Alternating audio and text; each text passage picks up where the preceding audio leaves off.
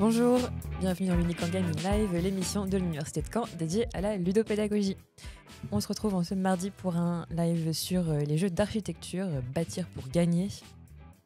Benoît avec moi, qui est notre graphiste, notre chef graphiste, adore les Lego et ce qu'il préfère en architecture, ce sont les plans. Oui, bonjour. Bonjour. Jérôme, notre directeur, Jérôme Legris-Pagès, a enseigné en Allemagne, au Pays de Galles, en Roumanie, l'architecture et a eu la chance, on va dire, de rencontrer par hasard Shigeru Ban, grand architecte japonais. Il y a des très bonnes anecdotes en soirée. C'est clair, alors il faut pouvoir la placer, alors je ne veux pas dire, j'y pense tous les mardis quand je fais, tous les 15 jours les mardis quand c'est les poubelles des cartons, mais ça m'arrive souvent d'y penser. Parce que c'est un architecte qui crée des monuments incroyables avec du carton. C'est ça. Et alors, j'ai pas enseigné l'architecture, j'ai enseigné en école d'architecture. En école d'architecture, effectivement, autant pour moi. Et en plus, tu m'as fait une explication passionnante sur l'histoire de l'architecture. J'ai 15 pages là, qui attendent que ça. Très bien. Et puis Arthur Gattet, notre expert en jeux vidéo. Alors, de sources sûres, Arthur, quand tu trouves un bâtiment beau, c'est parce que tu trouves qu'il ressemble à un monument de Dark Souls. Oui, ça a totalement modifié ma vision de la réalité. Oui. Et on ne s'en refait pas. On s'en refait pas, non. Et puis nous avons en régie Lucie Tamboise, qui voulait être architecte quand elle était petite et que l'on salue. Et nous sommes, comme chaque semaine, accompagnés par Florine Lemarchand, qui a un petit penchant pour l'architecture et adore les expos d'architecture où on peut faire des choses quand même. Il faut que ce soit interactif, manipuler, détruire, reconstruire. Très belle exposition en ce moment à Caen qui s'appelle Jardiner la ville, au pavillon. N'hésitez pas, vous y rendre. Alors, donc pour ce sujet sur l'architecture, vous voyez qu'il y a beaucoup de choses à dire. On a plein de jeux derrière nous qui abordent de près ou de loin ces sujets. On aura l'occasion d'en discuter avec toi, Jérôme. On a 3 chroniques aujourd'hui. La traditionnelle Ticket to Teach, que l'on attend tous avec impatience. Merci. Et puis une chronique d'Arthur sur l'architecture dans les jeux vidéo, avec des projets fous qui ont été menés par des joueurs ou des créateurs. Et une chronique de Benoît sur un dessinateur de bande dessinée travaille de façon très intéressante autour de l'architecture et même du jeu. On échangera autour de tous ces sujets et on passera aussi en revue les derniers jeux qu'on a découverts, comme d'habitude, avant de terminer par un petit jeu sur nos compétences de ludopédagogue. On commence donc avec toi, Jérôme, avec une chronique qui s'intitule « Jeu d'architecture, bâtir sans architecte ». Oui, et d'ailleurs, je m'aperçois que j'ai mis un S architecte, alors que s'il n'y en a pas, j'ai envie de... S'il y en avait, il y en aurait certainement plusieurs, donc on va laisser le doute. Alors, dans son traité De Architectura, l'ingénieur romain Vitruve établit 3 qualités essentielles qui doivent définir toute œuvre architecturale. La firmitas, la solidité, et là c'est les références à l'architecture égyptienne, pyramide solidement bâtie. La venustas, la beauté, et là on fait plutôt référence dans l'idée de Vitruve bien aux apports grecs, autour de des magnifiques temples avec péristyle. Et l'utilitas, donc l'utilité, la fonctionnalité, et là on retrouve plutôt le pragmatisme romain. Alors ces principes, firmitas, utilitas, venustas, qui guident la conception des bâtiments depuis l'Antiquité, sont pourtant largement oubliés, selon moi, dans les jeux qui se revendiquent de l'architecture. Car, à y regarder de plus près, ce qu'on qualifie de jeu d'architecture est souvent un abus de langage.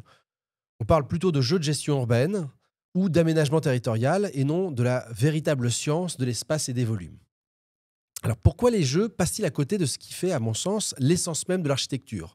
Quel biais, au pluriel, façonne notre manière de concevoir et de représenter la construction ludique ? Essayer de parcourir toutes ces questions. Alors dans la majorité des jeux dits d'architecture, l'attention se porte principalement sur l'organisation de l'espace urbain, c'est-à-dire sur l'urbanisme, et non sur l'acte architectural au sens propre. Des titres comme Quadropolis, Big City, Skyrise ou Suburbia demandent aux joueurs de placer des bâtiments dans un environnement en respectant des critères d'aménagement urbain, proximité des infrastructures, optimisation des contextes et des connexions. Toutefois, ces jeux ne s'intéressent pas à la nature même du bâtiment, à sa forme, à sa matérialité ou à sa mise en lumière.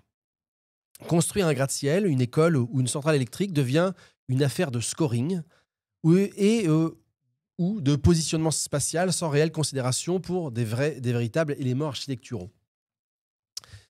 D'autres jeux comme Cities Skyline, qui est une adaptation du jeu vidéo, ils vont plus loin dans la simulation urbaine en intégrant des éléments liés à la gestion des ressources et au flux de circulation.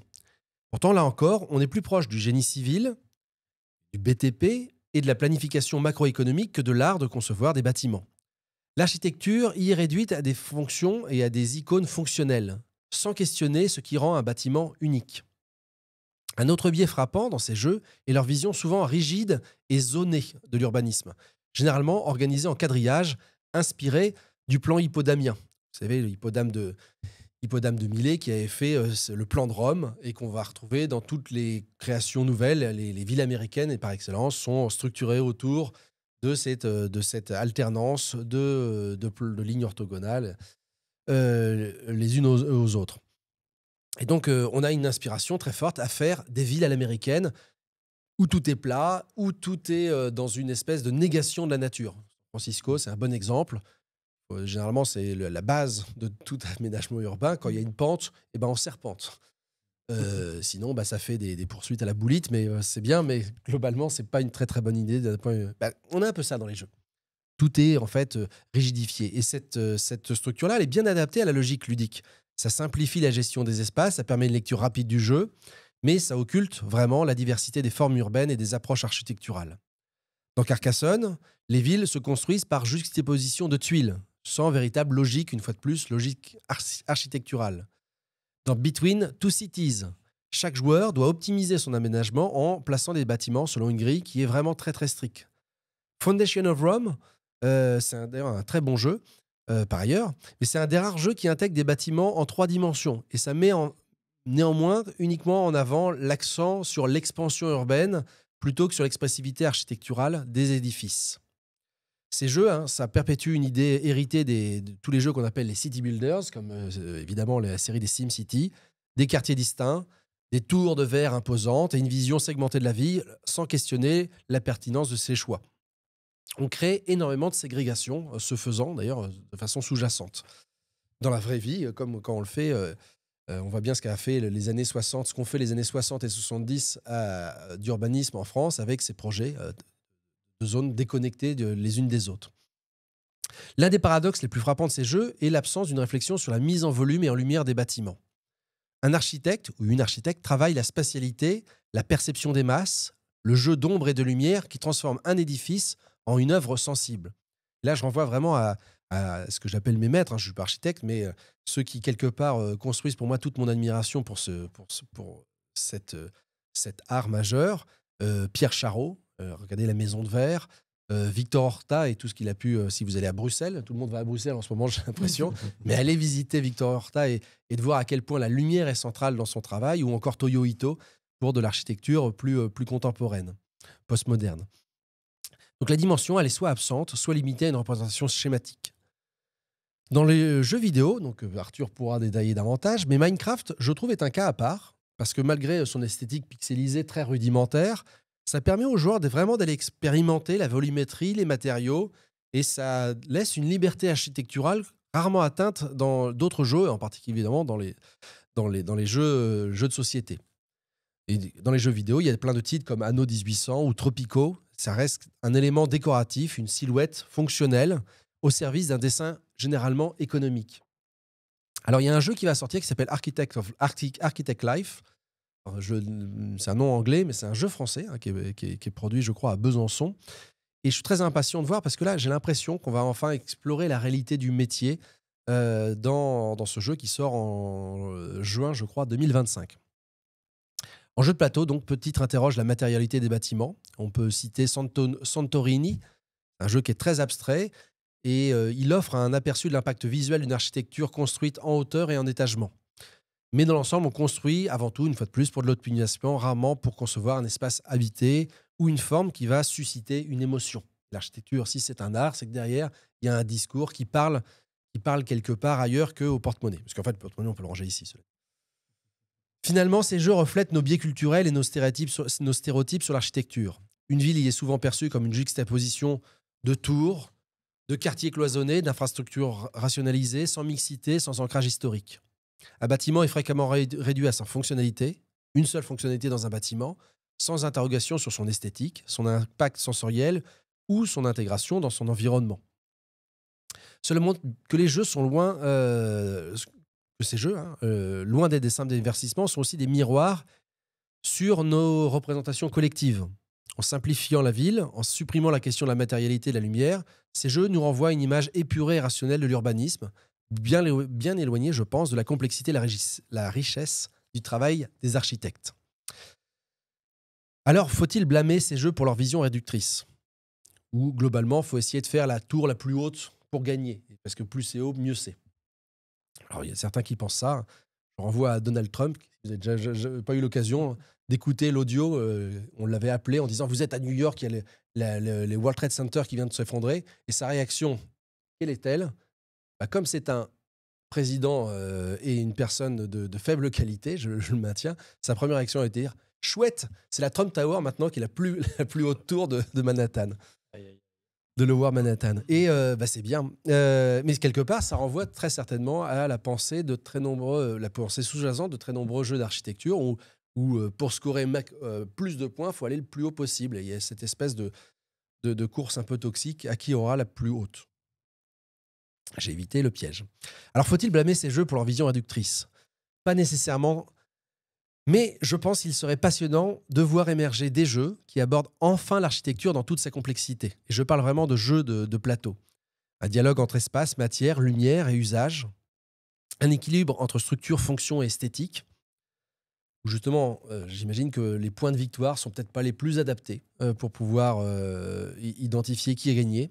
À quand donc un jeu où je me permets de rêver, où on travaillerait la lumière sur une façade, une circulation de l'air dans un bâtiment ou la perception d'un espace au fil de la journée et suivant les différentes personnes qui l'habitent. Peut-être qu'un jour, l'architecture en jeu ne se limitera pas donc à empiler des tuiles, à aligner des blocs ou avoir la plus grande tour. Peut-être qu'un jour, elle deviendra réellement architecturale et s'alignera sur l'ambition du Corbusier qui disait en 1923 que l'architecture est le jeu, savant, correct et magnifique, des volumes assemblés sous la lumière. Merci Jérôme pour cette ode à l'architecture.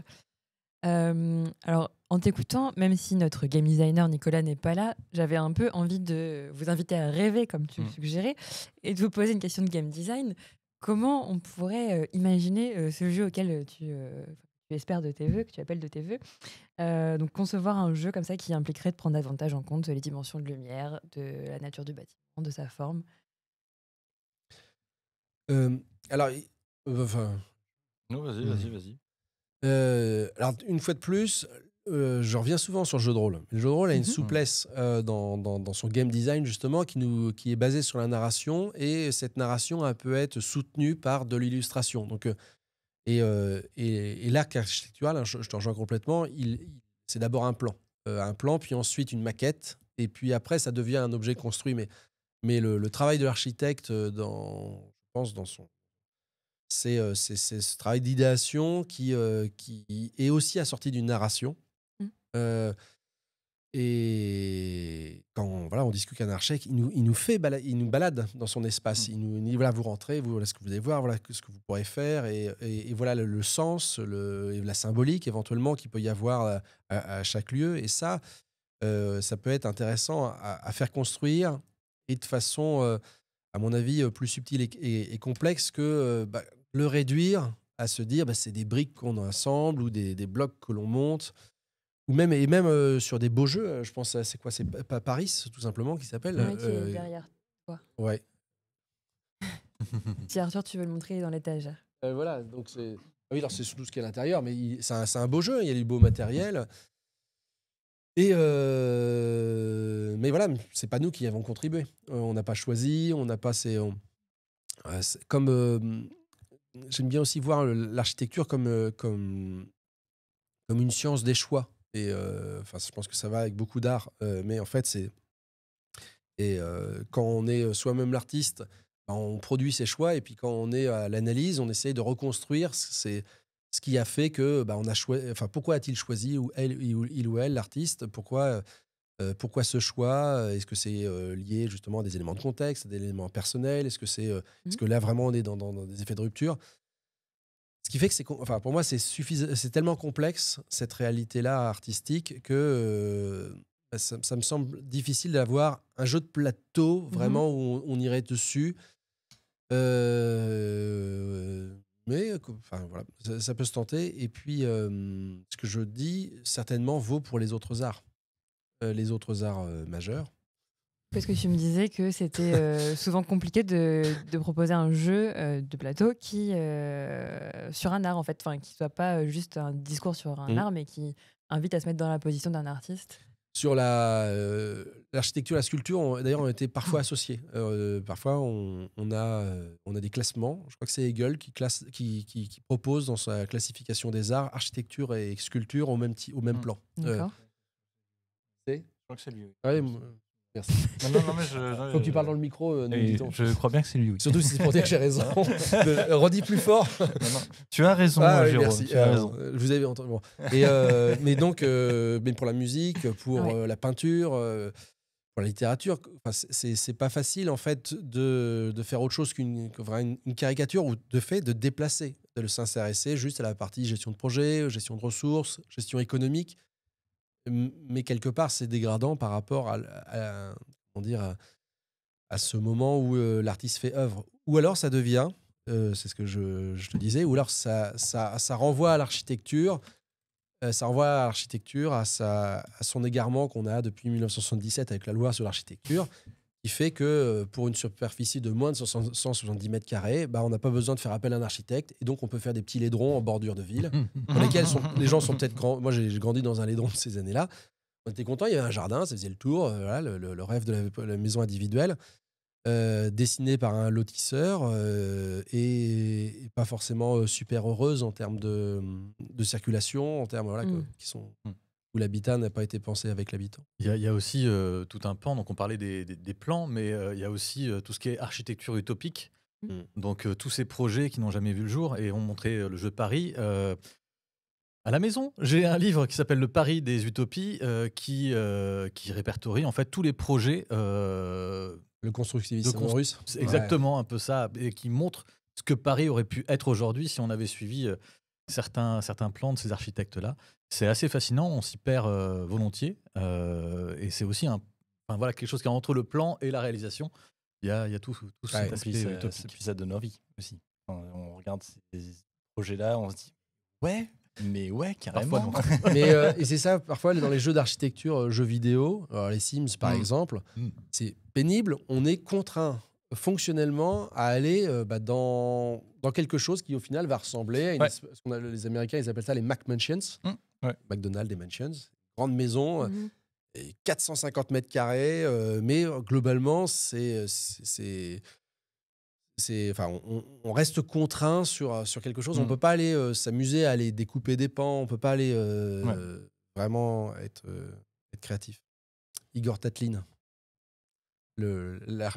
c'est un architecte qui n'a jamais construit la moindre architecture. Et donc, il a passé son temps à faire... Il y avait ce bâtiment génial, c'était structure sur coque, donc un peu comme à Beaubourg, en fait. La structure est à l'extérieur et elle tient le bâtiment. Et il a imaginé une tour de 500 mètres, comme ça, un peu à la gloire de l'international. Donc, c'est des trucs qui datent un petit peu.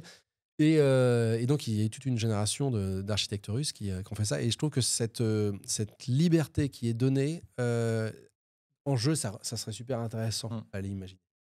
Alors voilà, moi je trouve ça très intéressant, cette proposition de jeu de rôle, et en plus de jeu de rôle illustré, qui s'appuierait sur des illustrations ou qui demanderait aux joueurs d'illustrer. On en avait parlé dans l'épisode sur Spiel, sur notre tour du festival Spiel, mais il y a de plus en plus de jeux narratifs qui se développent où, par exemple, tu fais de la cartographie, où tu dessines tes choix, où tu les écris. On en reparlera peut-être à la fin de l'émission. Nicolas nous en a fait découvrir un, Iron Sound. Et c'est d'autant plus intéressant, cette proposition de jeu de rôle architectural, que la plupart des jeux de rôle qui abordent ces questions justement d'aménagement sont plutôt sur l'aménagement du territoire, de l'urbanisme, et rarement la question vraiment de l'architecture. Une ressource qui a l'air un peu d'être une ressource de référence, c'est sur le site villjeux.com, qui recense tous les jeux sérieux qui ont été créés sur ces questions de patrimoine, d'architecture, d'urbanisme. Et on peut constater, en faisant une recherche par filtre, que la plupart des jeux de rôle sont sur des questions d'aménagement du territoire, qui sont passionnantes, à mon sens, où on se met dans la peau du maire, des élus, des différents acteurs d'une commune, et on doit gérer ensemble une crise, par exemple. Et j'ai peu vu de jeux d'architecture. On peut, alors, dans les jeux un peu créatifs, narratifs quand même, j'avais vu un jeu de cadavreski qui s'appelle Un jour peut-être, par l'atelier Sans Tabou, qui a proposé plusieurs jeux comme ça, comme des défis un peu créatifs. Et donc là, chaque joueur essaye de mener à bien son projet en s'adaptant au projet des autres joueurs. Et donc, en fait, on va raconter une histoire en utilisant des cartes en notre possession. Il y a de plus en plus de jeux comme ça, de rôle, qui s'appuient sur des cartes aussi. Donc c'est peut-être ce que j'ai trouvé qui rejoindrait le plus ta proposition. Même si dans ce que tu suggères, il y a encore plus de liberté parce qu'on partirait de. Il n'y aurait pas de cadre très contraint finalement. Et, alors, ouais. Néanmoins, les architectes sont en permanence contraints par un cadre. Oui. Le premier étant celui de la physique. Et d'une commande. Et de la commande. Et généralement du contexte. Et donc, ce que tu exposais, c'est quand même que pour l'instant, il y a un biais dans les jeux qui fait qu'il y a une mécanique ou deux principales. Oui, certainement. Qui mécanique de stratégie, enfin de. Oui, souvent parce qu'en fait, on associe. Je pense que c'est vraiment ce glissement cognitif, se dire c'est l'architecture. On va regarder le produit final extérieur qui est fini. Parce qu'on met les joueurs dans la peau d'un architecte. Mais il y a aussi quelques jeux, peut-être plus des jeux sérieux et plus destinés à un public pour enfants, mais qui visent à faire découvrir l'architecture. Alors, il y a des jeux d'enquête ou jeux de piste où on se balade dans une ville et on va devoir regarder les façades pour mener une enquête. J'ai vu dans plusieurs villes, Aix-en-Provence par exemple, ou Lyon, des choses assez intéressantes là-dessus. Ah oui, là, mais c'est plus sur l'histoire de l'architecture. C'est plus sur l'histoire, mais ou sur le. Ou sur le rapport. Il faut que tu sois dans le micro. Rapport. Ça demande d'être capable de lire l'architecture d'une ville. On a flashé tous les deux sur un jeu sur le Panier, le quartier du Panier à Marseille. Bon, c'est plus pour un public d'enfants aussi, mais j'ai une grande passion pour les maquettes. Je voulais dire pour le Panier à Marseille. Ça, je ne sais pas, mais tu as tout le quartier en maquette et donc tu peux jouer, évoluer dans ce. Okay. Donc, c'est aussi d'autres formes d'approche ludique de la question architecturale. Et il y a aussi tout ce qui est jeu d'échange. Il y a un jeu qui s'appelle Les Diseuses de lieux. C'est comme un oracle et on va faire parler. Bon, c'est plus de la facilitation, mais on va faire parler les gens autour des lieux grâce à cette. Le jeu sur le panier de Marseille s'appelle Farfouiller dans le panier. C'est très bien, le nom est bien.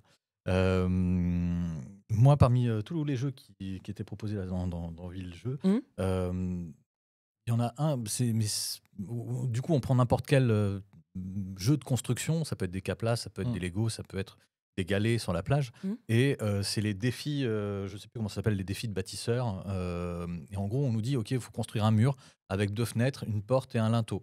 Et du coup, tu dois toi-même construire tout ça et apprendre et puis en plus de ça, il y a un manuel et il y a derrière des explications sur ok, comment ça tient, c'est quoi les principes physiques et tout ça. Donc je trouve ça, celui-là, je trouve ça assez intéressant. Vous avez d'ailleurs chacun des petits blocs de construction. Arthur a des Lego et il est en train de faire une construction magnifique. Ouais, je suis complètement concentré dessus. Pardon. Mais moi, j'avais moins de trucs. C'est une autre façon d'apprendre, d'écouter. Oui. Alors, une de mes réflexions. Je voulais peut-être rechercher. Ouais, sinon, il y a j'étais en train de chercher le nom, parce qu'à chaque fois, je l'écorche. C'est alors Sir, moi, je ne veux pas l'appeler Sir, parce que je n'ai pas de rapport particulier avec l'aristocratie grande britannique. Mais Claff William Ellis. Et donc, ça vous parle peut-être pas. Non. C'est justement, il y a des générations d'architectes paysagistes, d'architectes urbanistes qui parlent pas comme Le Corbusier, qui peuvent aller des fois travailler à différentes échelles de territoire. Et Claff Williams Ellis, il a construit Portmeirion dans le nord du Pays de Galles, Portmeirion Village. Et s'il y a des gens qui connaissent la série The Prisoner, c'est une des séries les plus importantes de l'histoire avec Shane McGowan. Non, pas Shane McGowan. Michael McGowan. Robert McGowan. On pourra lui... N'hésitez pas Voilà, à on nous pourra le dire vérifier. dans le chat. On pourra lui demander plus Et tard, donc, sinon. ça, on pourra vérifier. Et ici, c'est sur. Ça, c'est The Prisoner, c'est une série sur l'individualisme. C'est dans les années 60. C'est vraiment une expression de l'individualisme. Et il y a un personnage qui se réveille un matin et on l'appelle tout le temps Number Six. Et néanmoins, ça se fait dans ce village où toutes les maisons sont construites suivant une variation de quelques nuances architecturales. Et donc, ce qu'il a établi, c'est de se dire, vous pourrez utiliser ces types de couleurs, ces types de formes, ces types d'agencements, et après, vous faites ce que vous voulez avec ça. Et donc, quelque part, il y a eu un jeu pour construire le village qui fait que la règle d'urbanisme est saisie par les habitants architectes pour pouvoir aller, de façon modulaire, construire ce qu'ils souhaitent. Ce qui en fait quelque chose qui a une unité à la fois remarquable, sans que rien ne soit semblable. Là où nous, nos règles d'urbanisme ont plutôt conduit à avoir des choses qui sont très très similaires malgré tout. C'est Patrick. Patrick McGowan. Moi, ça me fait penser aussi dans le design graphique. On a des exemples où en fait les architectes et les designers graphiques travaillent vraiment ensemble. Et c'est deux métiers qui sont vraiment liés. En faisant mes recherches, je suis tombé sur Mes propres recherches. mes propres recherches. Sur l'Autobus Impérial, qui est une agence de design. Ils ont travaillé pour le complexe aquatique des bains des docks au Havre. Et donc tu vois cette mosaïque qui recouvre tous les murs, une mosaïque blanche, voilà, des carrés, parfait. Et la typographie a été créée avec les joints de ces carrés. Ils ont fait toute une typographie, toute la signalétique est faite comme ça, avec les joints de ces carrés-là. Donc c'est une création faite avec le lieu et en collaboration avec l'architecte qui était Jean Nouvel. Le Havre, c'est une excellente occasion d'aller justement. Non, mais c'est vrai, j'adore. J'ai rien dit. Les Havrais ne sont pas susceptibles. Non, le Havre, c'est une excellente justement illustration. On pourrait faire un jeu sur l'urbanisation du Havre qui pourrait peut-être interroger par rapport à justement. Peut interroger. Par contre, l'acte architectural est extrêmement novateur, est très riche et distinct. Enfin, il y a deux niveaux de zoom et les appartements Perret, c'est pas pareil que les grandes avenues Perret. Et donc, je pense qu'on a Joseph. Une très belle ville. Ouais, très belle ville. Alors, je me demandais aussi quelles pouvaient être les vertus pédagogiques finalement de ces jeux. Tu as quand même cité un certain nombre de jeux en dehors de cours d'architecture ou d'histoire d'architecture. Pas facile de les utiliser, à vrai dire. Et alors, c'est pas forcément un sujet qui nécessite énormément le jeu, finalement. Enfin, je vais pas dire qu'on utilise le jeu quand c'est difficile à enseigner, mais c'est en fait ce qui permet en général d'apprécier un architecte, d'apprécier ou une architecte, c'est justement ça, c'est d'être en capacité à pouvoir se balader dans le plan, de pouvoir le projeter en maquette et d'aller identifier c'est quoi la chose qui est en rupture en général, c'est quoi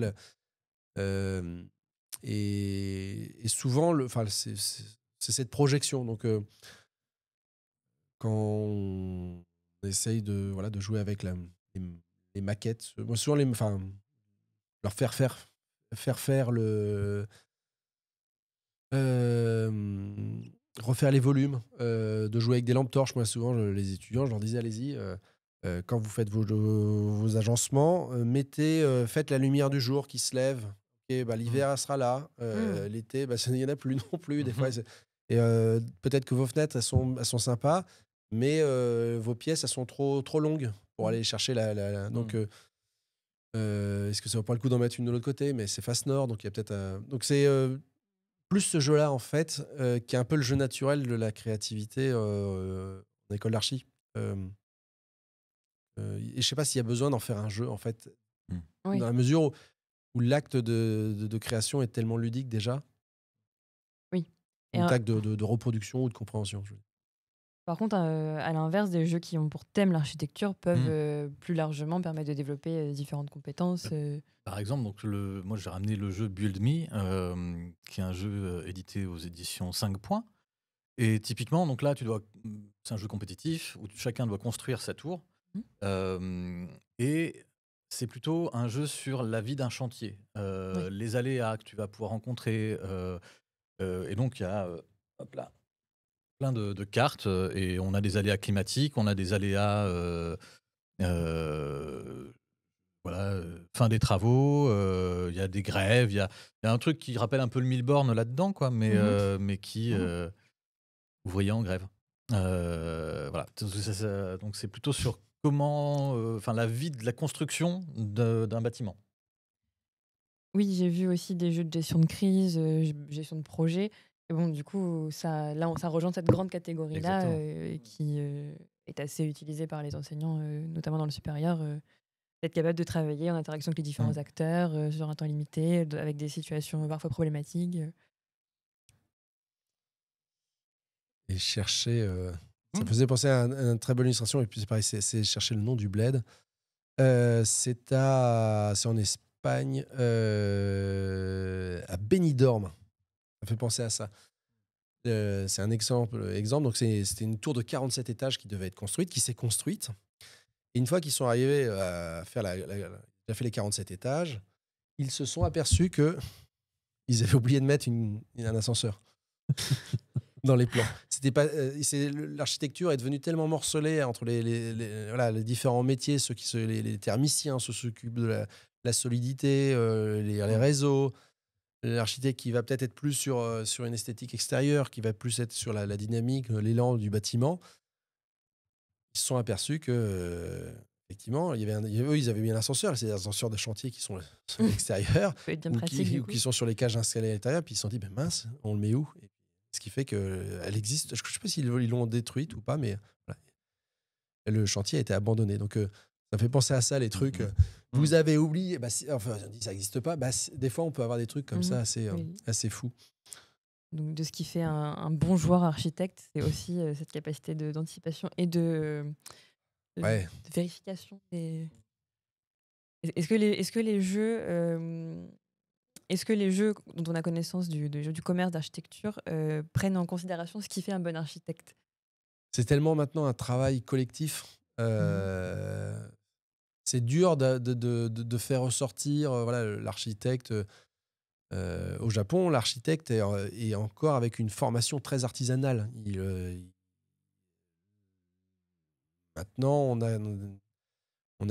c'est vraiment des chefs de projet. Donc, C'est pas ce qui est mis au centre. Généralement, on est toujours une fois de plus sur la représentation du génie créateur d'un architecte star qui. Ou de l'art que c'est collectif sur de la gestion de chantier. Mais justement à l'époque de Frank Lloyd Wright, il était encore à la main à dessiner ses trucs, il avait encore sa vision. Et sur les maisons, Frank Lloyd Wright, si vous avez l'occasion d'aller les voir en Pennsylvanie ou ailleurs, c'est sa main, c'est sa patte, et il était là en supervision.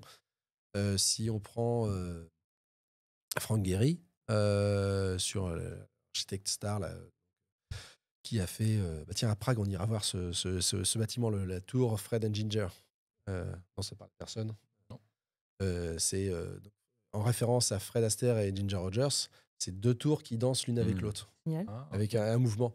Mais ici, il travaille avec une centaine d'architectes qui sont derrière lui. Il a fait le musée Guggenheim à Bilbao, s'il parle un peu plus. Merci. On n'a pas eu cette chance, mais oui, donc de l'intérêt de rendre compte aussi de la cette pluralité variété, des compétences que ça mobilise. D'ailleurs, c'est un vrai effort actuellement, c'est une vraie tendance scientifique là, en médiation scientifique, d'essayer de sortir, pas simplement sur l'art, mais de sortir de cette espèce d'individualisme qui identifie la personne. voilà, Einstein était un génie, bah ouais, mais derrière, il avait quand même des gens qui travaillaient autour de lui. Alors peut-être qu'il était pas bête, hein. On l'enlève pas. Mais néanmoins, il y a une méfiance à avoir. Ils s'inspirent de choses qui ont été faites avant eux. Ils n'étaient pas seuls au moment où ils l'ont produit. Et, et, et donc voilà.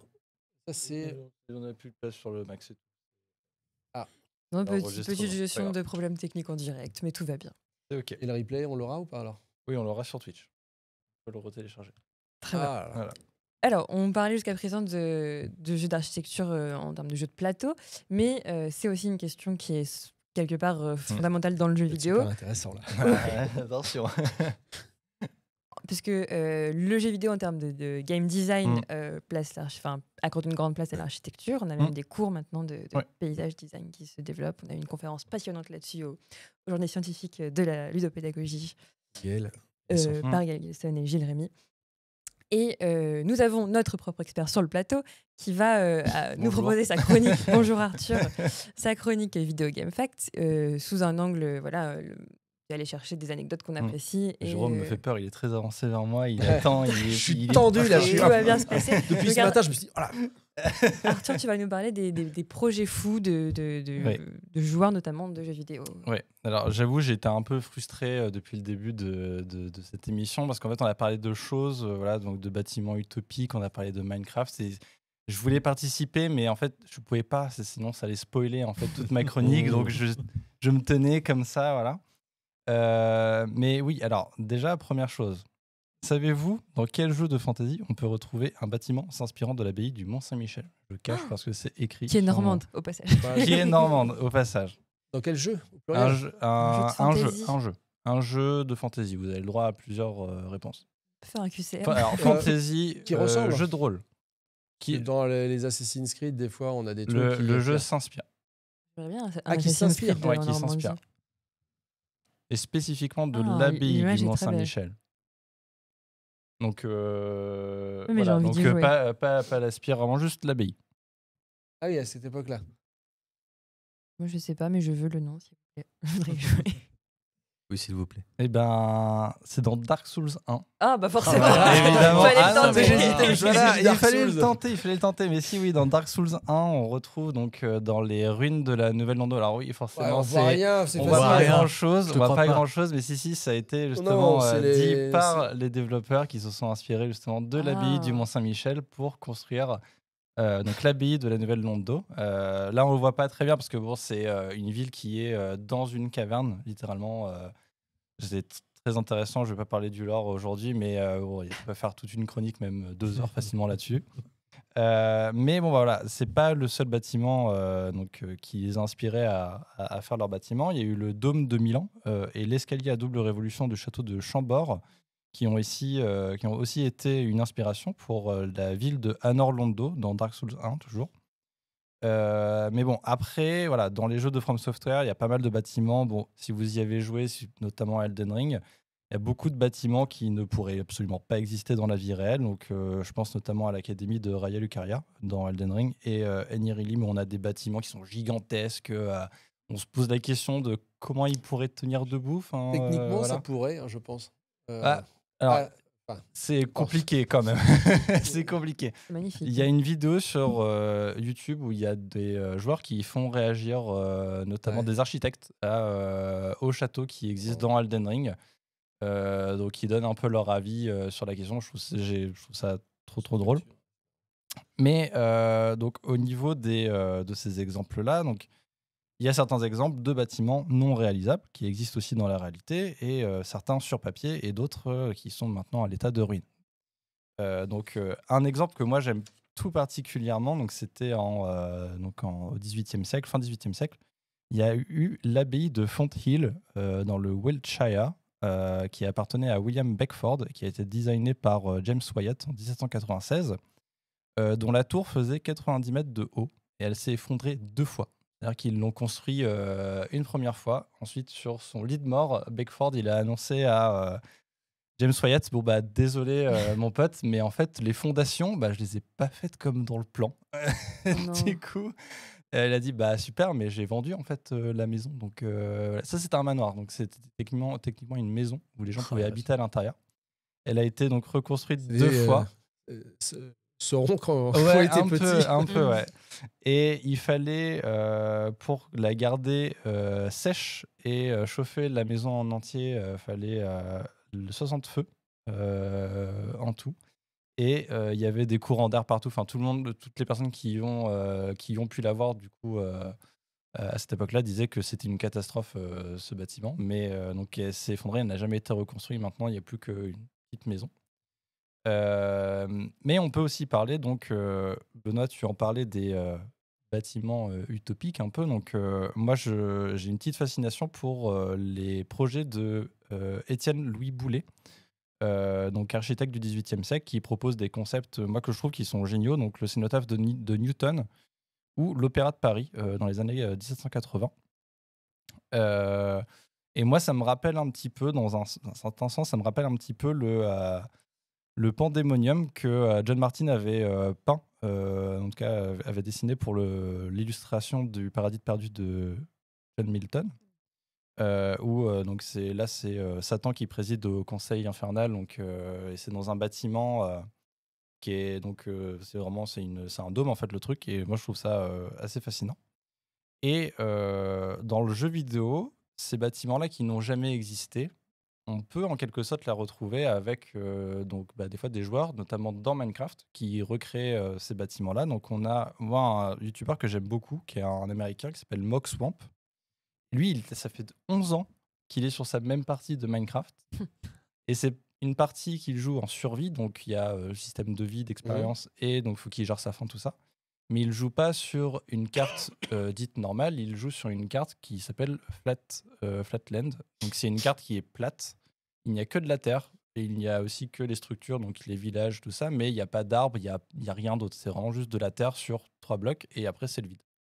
Donc c'est super dur de survivre, c'est même pas fait du tout pour survivre. En fait, ça a été créé pour que les joueurs créatifs aillent dans un mode créatif et puissent construire ce qu'ils veulent. Lui s'est dit non, moi je vais faire un mode survie, TKT, ça a marché. Et donc ça fait 11 ans qu'il est dessus. Et donc lui, ce qui est intéressant, c'est qu'il planifie en fait tous ses dessins. Donc il a fait des études d'art, et donc toutes ses constructions, il les planifiées à l'avance. Et en ce moment, en tout cas il y a quelques semaines, il a construit, donc, en s'inspirant d'un projet proposé par Renzo Picasso, pour la ville de Gênes en 1917, après avoir voyagé aux États-Unis. Il se dit, ouais, Boston, c'est super bien, j'ai envie de faire un truc un peu similaire, tout ça. Et c'est un projet qui n'a jamais pu voir le jour.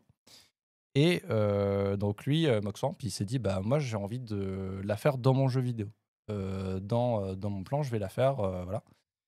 Et en fin de compte, donc tout ça pour dire que le jeu vidéo, en fin de compte, il permet de mettre en place des environnements inspirés du réel. Donc on peut le voir avec Dark Souls, qui met en place des bâtiments qui existent réellement, mais aussi de construire des projets qui sont inachevés, et peut-être même de voir comment ça pourrait faire, en fait. Comme celui de Renzo Picasso. Donc, je tiens à vous rassurer, si un jour, voilà, les personnes qui nous regardent, si vous êtes architecte, que vous proposez des projets qui ne sont jamais construits, attention, peut-être qu'un jour, un joueur ou une joueuse sur Minecraft ou sur un autre jeu vidéo construira vos bâtiments. Donc, rien n'est perdu, ne vous inquiétez pas. Voilà. Merci Arthur, ça donne de l'espoir. Merci pour ce tour d'horizon passionnant. De rien, de rien. Je découvre vraiment certaines créations vidéoludiques qui sont magnifiques. On cite souvent aussi Notre-Dame de Paris dans Assassin's Creed Unity, qui est incroyable. Elle est tout en haut, j'étais émerveillée. Ouais. Ils l'ont fait sur un. Et t'as oublié ta clope. Ouais. Et Benoît, tu vas proposer une réponse finalement à Arthur en nous parlant d'un autre art. On fait dialoguer les arts aujourd'hui. Donc, tu as abordé l'architecture dans l'œuvre d'un dessinateur de bande dessinée qui s'appelle Chris Ware, qui s'intéresse au rapport entre dessin, architecture et jeu. Oui, le jeu, c'est un peu moi qui l'ai rajouté. Mais bon, l'architecture, la bande dessinée et les jeux de société partagent une logique commune. Organiser l'espace, structurer une narration et guider le regard. Certaines œuvres vont plus loin en intégrant l'architecture comme un élément central du récit, un langage graphique à part entière. C'est le cas du travail de Chris Ware. Un auteur qui ne se contente pas de raconter des histoires, mais qui construit chacune de ses planches comme un architecte conçoit un bâtiment. On retrouve cette même approche dans l'illustration de certains jeux, où l'organisation spatiale influence directement l'expérience du joueur. Chez Ware, l'espace narratif ne se limite pas à l'enchaînement des cases. Il est pensé globalement, comme un système modulaire, où chaque élément s'imbrique dans un espace plus vaste.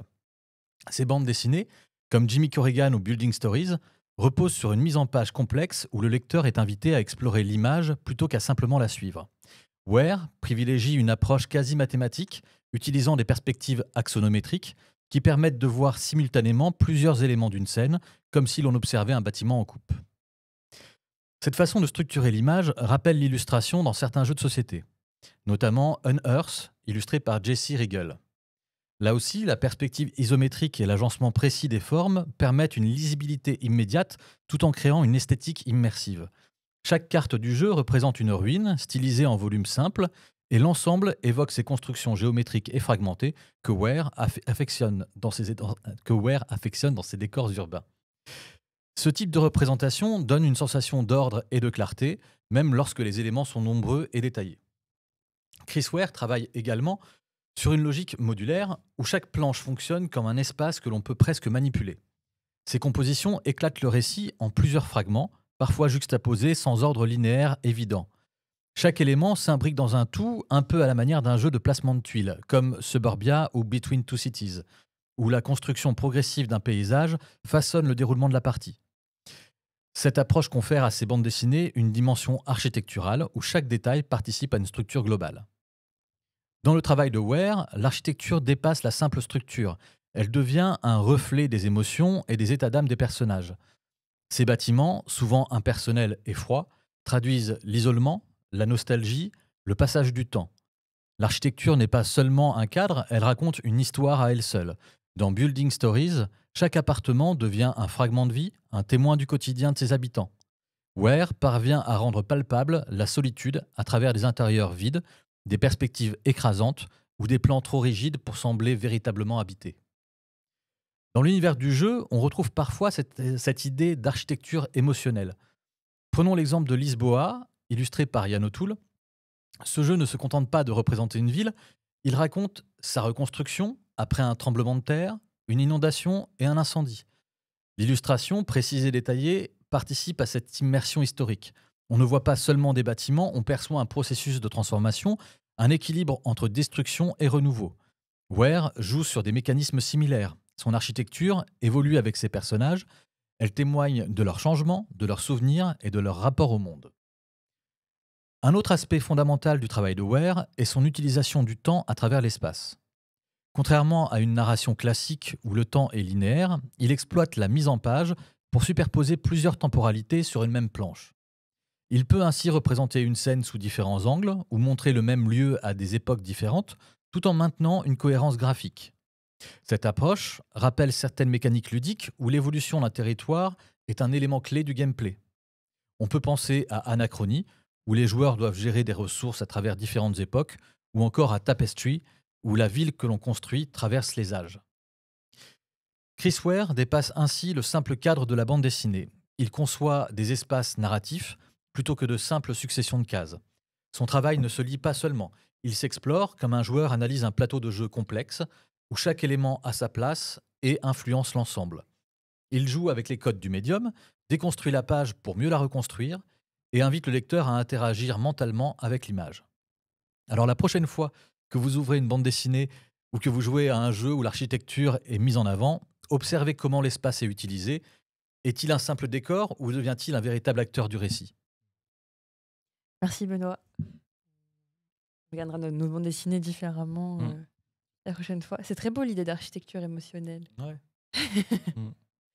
Est-ce que vous avez voulu réagir à ce tour, ce dialogue C'était deux excellentes chroniques.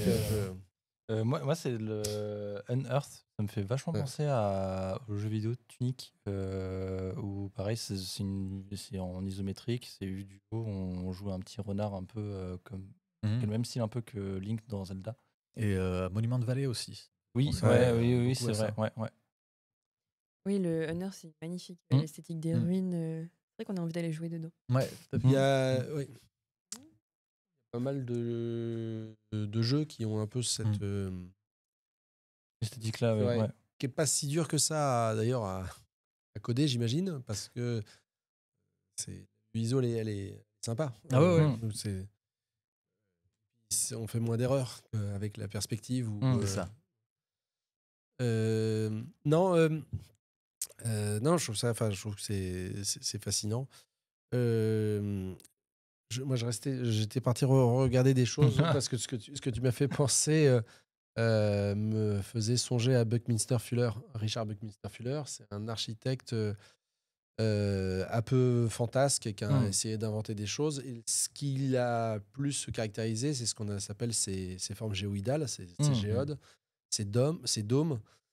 Et sur justement le problème des fois d'aller construire des choses qui étaient pensées peut-être pour être des utopies. Oui, ouais. Parce qu'aujourd'hui, on dit oui, mais c'est quand même faiblement habitable. Hein. Ah oui, il y a beaucoup de trucs qui vont pas, mais quelque part, voilà, il y a forcément cette volonté utilitariste derrière. Oui. Ok, donc ça nous fait plein de ressources aussi qui seront qu'on remettra sur notre replay, donc dans la médiathèque pédagogique. On rajoutera peut-être, il y a aussi des ouvrages qu'on a écrits sur le lien entre architecture et jeu. Donc si ça vous intéresse, on mettra tout ça à disposition. Je vous propose de passer à notre revue des derniers jeux découverts. Donc Jérôme et Benoît notamment, vous avez joué à Blason, qui est donc un jeu de Dave Conklin, je ne sais pas. Appelez-moi Dave. De Dave. Du Dave. 25th Century Game en 2023. Et puis vous avez joué aussi à Cascadia, un jeu de Randy Flynn de chez Alderac Entertainment Group, Plateau Games, le dit de Games en 2022. On commence par Blason qu'on a installé pour pouvoir en discuter un petit peu. Que Benoît ou Jérôme, vous voulez nous expliquer en quoi ça consiste ? Vas-y, Benoît. Alors, dans Blason, on va. iPadou et. Ah, ça gêne ? Non, ça va. Non, ça va.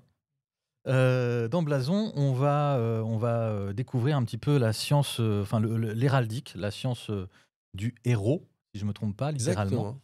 Alors, je ne pourrais pas en dire plus, vraiment. Mais bon.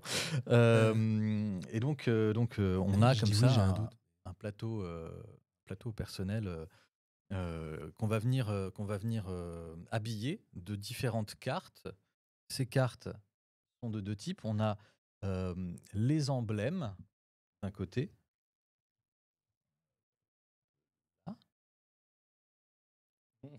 Les emblèmes qui sont représentés par des petits carrés là-haut, qu'on différencie par des petits carrés, et les teintures qui là sont représentées par les ronds. Dans les emblèmes, on va avoir les animaux traditionnels et leur positionnement, des parties anatomiques humaines, des objets, des formes divines.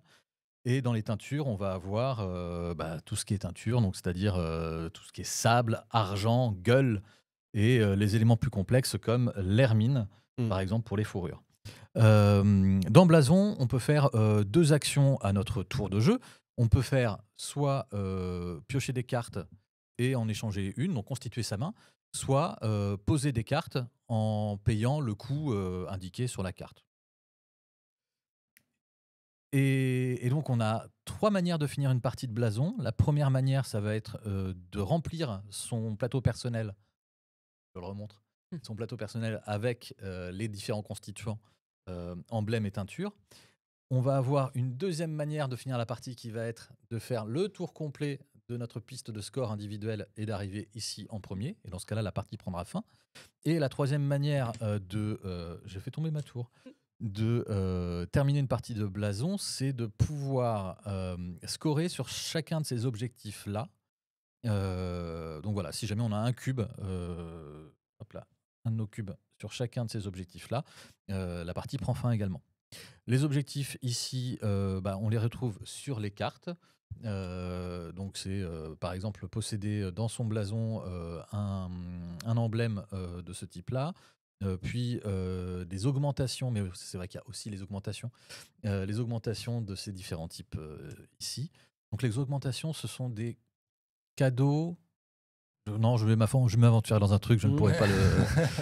Je ne pourrais pas aller plus loin. Ce sont des symboles qui sont ajoutés, qu'on a sur les cartes et en gros, qui sont ajoutés par les personnes qui offrent les blasons.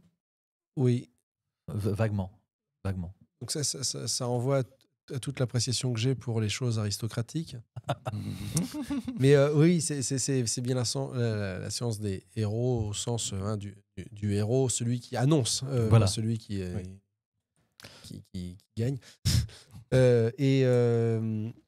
Oui, enfin, vas-y, je te laisse finir. Et j'ai juste oublié un truc, c'est que en plus de ça, donc sur notre plateau personnel, dès qu'on franchit comme ça tous les 10 points, le premier joueur va pouvoir gagner un petit animal qui va lui faire 2 points de victoire en fin de partie, et les autres joueurs vont gagner un encrier.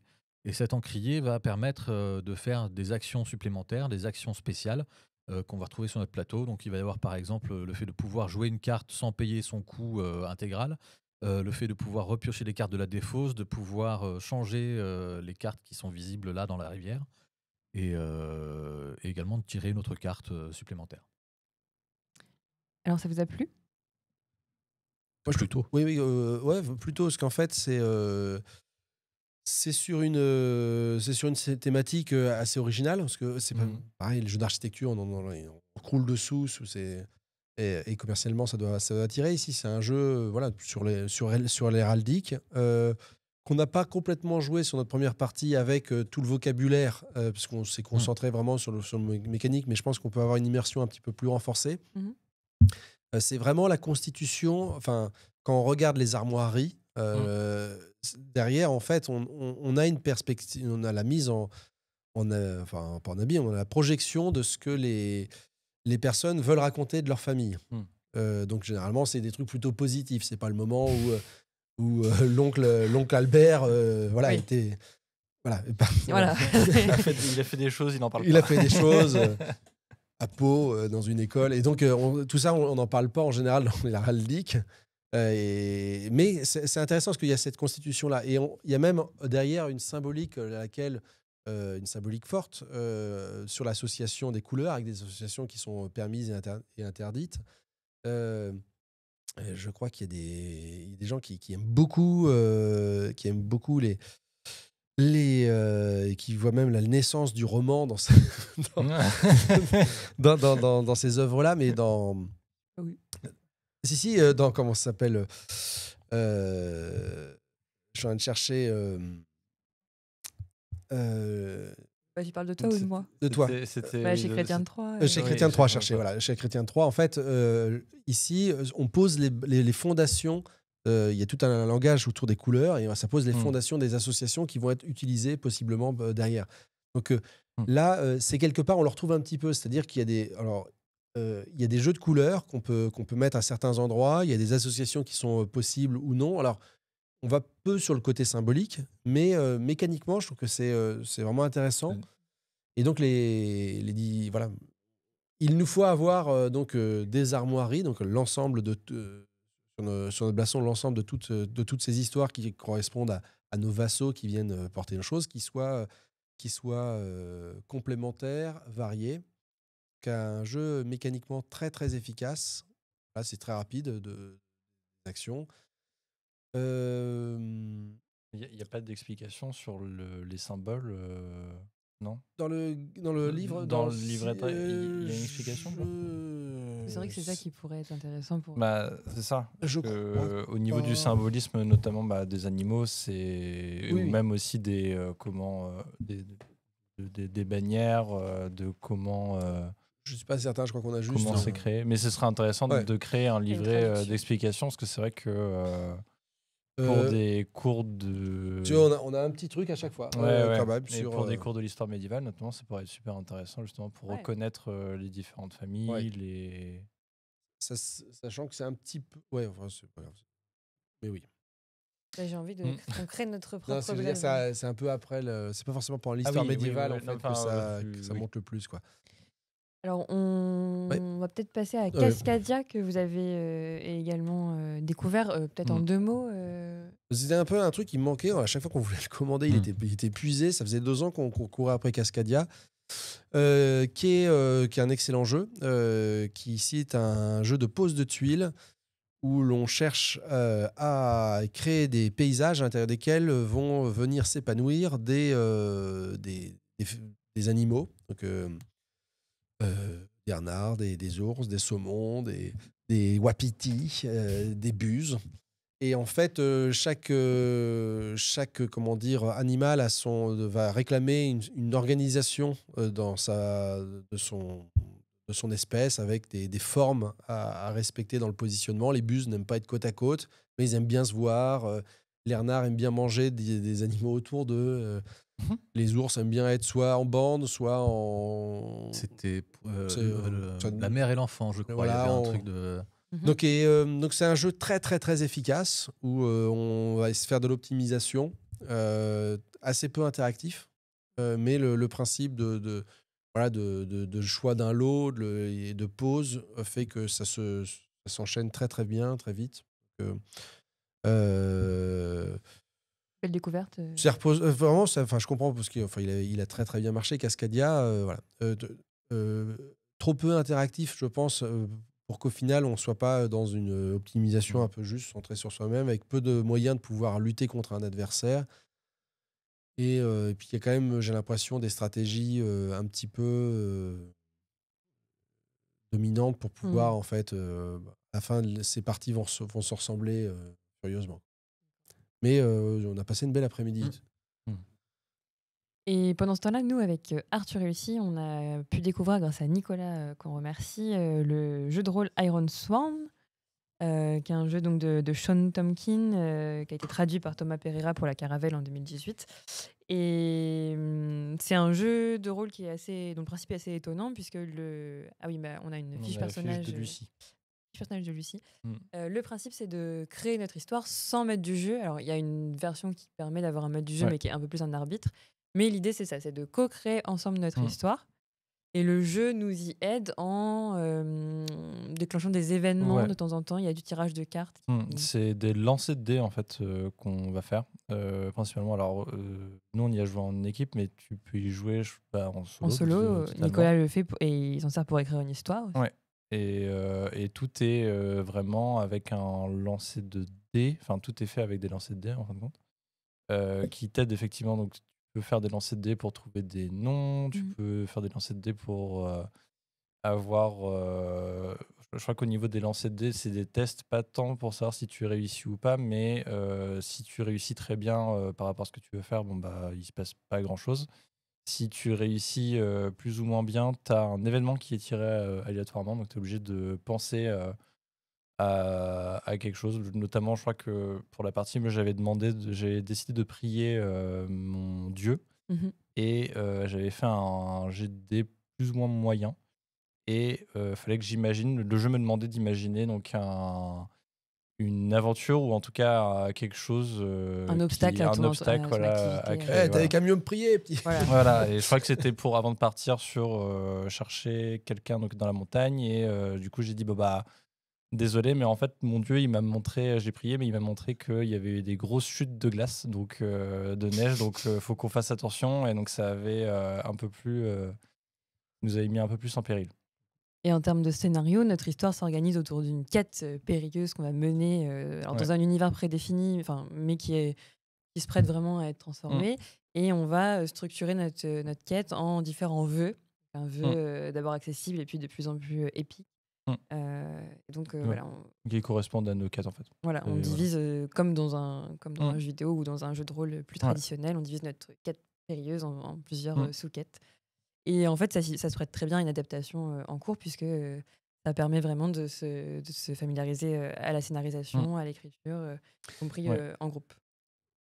Est-ce qu'on peut avoir, pour les intérêts scénaristiques ou l'intérêt même personnel, est-ce qu'on peut se dire, ça, c'est pas une direction qui m'intéresse, je vais quand même aller par là-bas parce que je trouve que narrativement, c'est plus riche, ça a plus de sens. C'est toi qui décides. C'est vraiment. Il y a aucune. Par exemple, il y a pas de quête prédéfinie. C'est vraiment tu choisis ce que tu veux faire. Alors, qu'est-ce qui change par rapport à un jeu de rôle solo ? J'ai bonne moins question. essayé les jeux de rôle solo, pour le coup. Ce serait une question à poser à Nicolas. Mais en tout cas, on te Je donne saurais pas, pas on te te donne dire, pas de situation de départ. Tu crées ta c'est ça. situation de départ. Ouais, non, ça change quand même. Et le jeu veut pas te mener quelque part. C'est vraiment de c'est A ça. à Z. La seule chose, c'est tu as des possibilités de création de personnages, tu as besoin de créer une quête et des vœux, et à partir de là, tu fais ce que tu veux. C'est ça. C'est une question. Iron Sworn. Je vous propose de terminer par notre petit jeu Game Jam Éclair. Peut-être par les questions du public, parce que nous avons des questions du public. Des réactions. Des réactions, mais on adore aussi tant qu'elles sont gentilles. Mais où êtes-vous allé pour avoir un tel bronzage alors non, même pas. Bien sûr. Donc le jeu pour enseigner la oui. Tu joues Dark Souls. C'est pas terrible comme jeu. Non, c'était pas un jeu très accessible aux néophytes. Et donc oui, Argoen. On maîtrise tout de notre récit. C'était par rapport à ça, c'est une précision. Voilà. Et je salue Argoen. Merci Argoen. Merci beaucoup. Et aussi Seb Café 85. Merci Seb Café on vous remercie. 85. Alors, donc, notre petite Game Jam Éclair, je vous le rappelle, consiste en piocher chacun une petite contrainte qui va vous inviter à imaginer comment accompagner un enseignant ou une enseignante pour créer un jeu. Donc vous avez une contrainte de discipline, de compétences et soit de lieu, soit de durée et de public également. Moi j'ai une contrainte. Vas-y Jérôme. On veut un public de spécialistes. Enfin ça sera un public de spécialistes. Pour la microbiologie. En plein air. Franchement, c'est pas mal, c'est pas mal. Et il va falloir susciter l'intérêt de son auditoire en vue d'une décision collective. Rendez-vous la semaine prochaine pour le prochain live. Alors c'est des spécialistes, d'accord. De biologie, en plein air. Ah oui, en plein air. On veut leur faire apprendre à susciter l'intérêt de leur auditoire en vue d'une décision collective. Moi, j'imagine un chef de guerre Astérix qui s'exclame, qui s'adresse à son village et qu'on prenne une décision. Ça n'a rien à voir avec la microbiologie. C'est ça, c'est les microbiologistes. En fait, c'est les microbiologistes qui m'ennuient parce qu'on est sur une compétence assez. Mais s'il faut sauver un écosystème, par exemple. Est-ce qu'ils ont droit à des microscopes avec eux dehors? Mais il faut éviter une pandémie. Et si on faisait Il était une fois la vie, quoi. Et qu'on s'en va à l'intérieur de nos petits corps et que dedans, il y a des trucs, je suis nul en trucs à l'intérieur, mais j'imagine il y a des trucs et ils sont pas d'accord et il faut qu'ils se disent là-bas, les globules rouges, ils font encore suer, ils sont trop nombreux. Ouais, allons les tuer, disent les globules blancs. Non, c'est le contraire. Je crois que c'est ça. Ouais. Je crois que c'est vrai ça, oui. Ouais. C'est les globules rouges que les blancs... De toute façon, dès qu'il y a une extermination... attention. Ouais, bon. Donc c'est quoi? C'est un jeu de compétition? Je sais pas, moi.